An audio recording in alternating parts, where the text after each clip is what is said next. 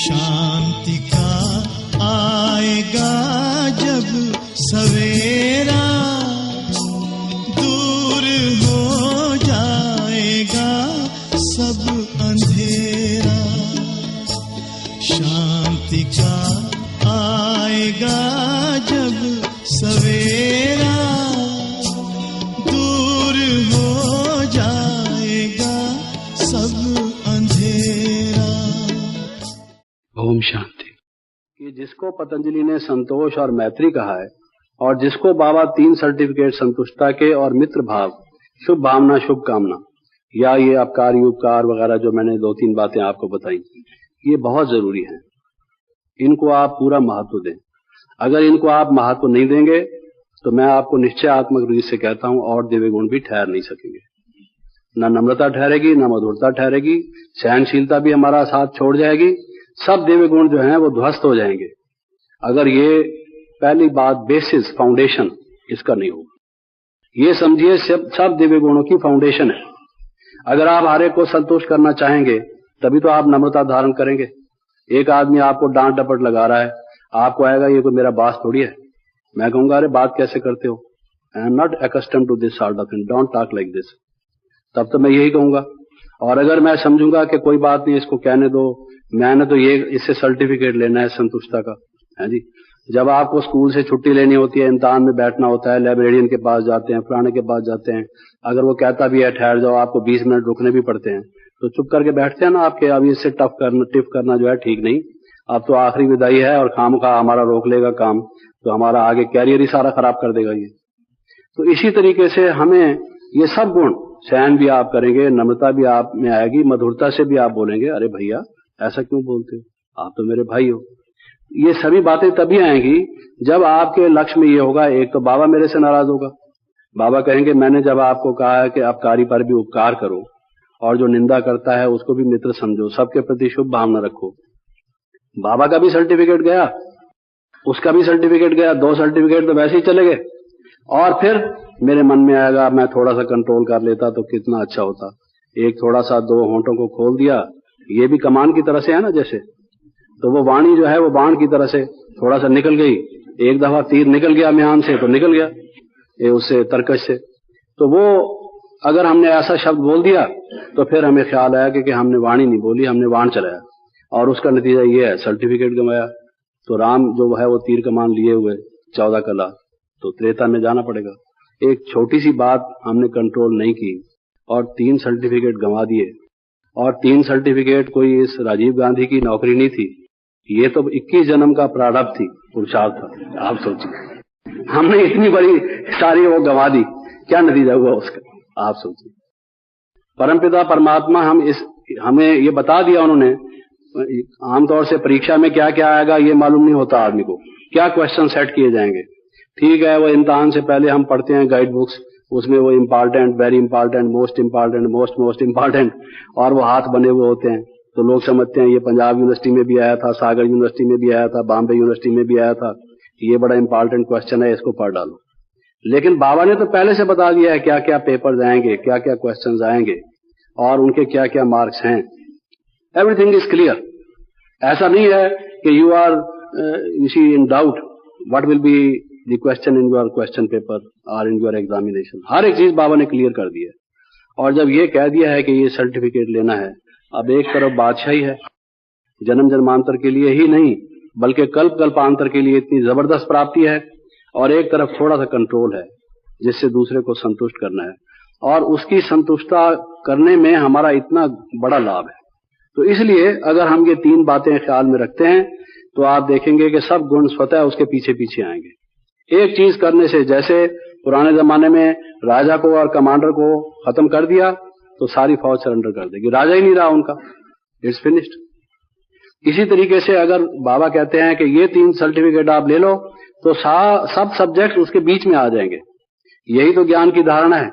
अब ज्ञान, योग, दिव्य गुण, हर एक सब्जेक्ट को आप लेते जाओ कि संतुष्टता के सर्टिफिकेट में कैसे आ जाते हैं। मान लो आप अपने को कंट्रोल भी करते हैं तो किस तरह से कंट्रोल करेंगे। मैं आत्मा हूं, मैं तो ज्योति बिंदु हूं, मैं शांत स्वरूप हूं, मैं शिव बाबा का बच्चा हूं। बाबा कहते हैं न दुख दो न दुख लो, मैंने ऐसा वचन नहीं बोलना जिससे दूसरे को दुख हो, मेरा मन भी दुखी हो। ये सारा ज्ञान जो आपने सुना है वो आएगा ना, उसके बिना आप संतुष्ट कैसे करेंगे, कंट्रोल कैसे करेंगे? इसलिए एक संतुष्टता को अगर आपने लक्ष्य कर लिया तो ज्ञान भी आ जाएगा, फिर आपका योग भी टिकेगा। योग में हम क्या कहते हैं, ये जो योग की कमेंट्री करते हैं, योग शिविर कराते हैं, उसमें क्या कहते हैं? मैं आत्मा हूं, मैं ज्योति बिंदु हूं, मेरा स्वरूप शांत है, यही तो आप उस वक्त मनन कर रहे होंगे, उस स्थिति में या स्मृति में होंगे, तभी तो वो आप दूसरे को संतुष्ट कर सकेंगे। नहीं तो सारा जो धारणा है टूट जाएगी उस समय। तो योग भी आपका साथ साथ है और दिव्य गुण तो आ ही जाएंगे। इसलिए इस एक बात में सारे सब्जेक्ट्स आ जाते हैं। और कारण क्या होता है, योग क्यों नहीं लगता? जो योग लगना चाहिए, जिस क्वालिटी का, जिस डिग्री का, जिस इंटेंसिटी का, वो क्यों नहीं लगता? जिसको अनेक नाम हमारे यहाँ दिए गए हैं, उसका कारण ये है, या तो मान शान की इच्छा, या वैर, या घृणा, किसी से ईर्ष्या, किसी से द्वेष, किसी से नाराजगी, यही होता है ना।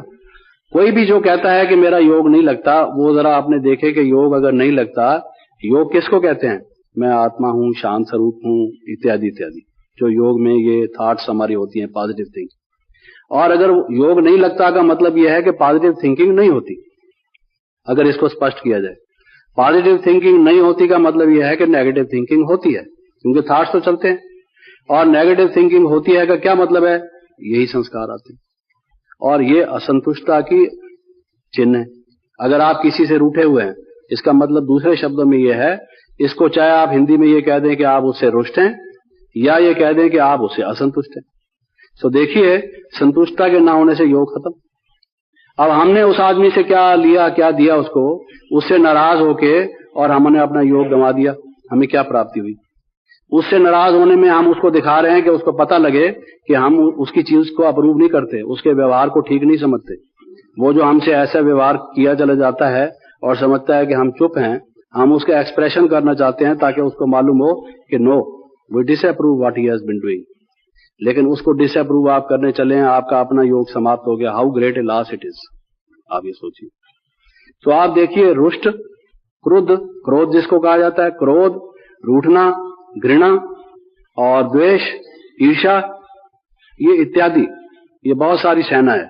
सबकी नाम गनाए तो एक सेंसस की जितनी लिस्ट होती है उतनी हो जाएगी।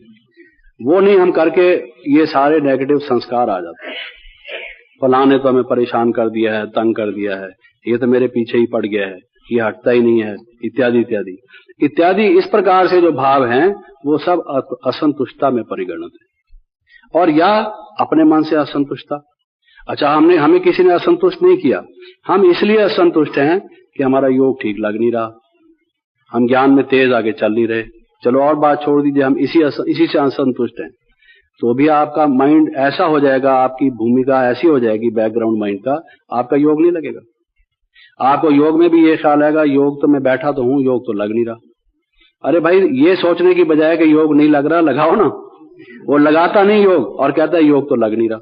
जस्सी जैसे एक मिसाल बाबा देते हैं, पक्षी था, उड़ने वाला था, पंख थे उसके, शाख पर पकड़ के अपने पांव से और पंजों से बैठा था और कहता है मुझे कोई उड़ा दो, मुझे कोई उड़ा दो। उड़ता खुद नहीं है और फिर कोई कहता है कि मुझे इससे शाख से छुड़ा दो। That is what we are saying.